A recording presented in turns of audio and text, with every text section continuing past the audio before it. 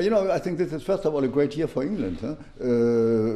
With anniversary of the Queen, and now this. I mean, it's great. And then last year the wedding. You know, I do those things on French TV. Huh? I comment them on French TV, and we had the highest audience. I got them all. Huh? Apparently, I'm not too bad on it. The drama of this collection is a drama. It's a joke. It's inspiration. In a way, it's me, so I have to be careful not to get too much into it, because I don't expect everybody to dress like me, huh? Or that's why I like this collection with the T-shirt, to make a joke out of me, because I think I'm a cartoon.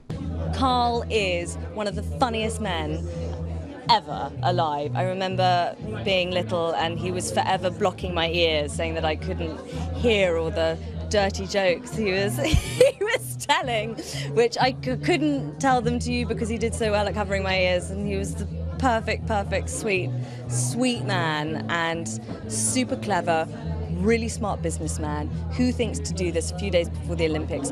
Whole Olympics collection. Carl. Yeah.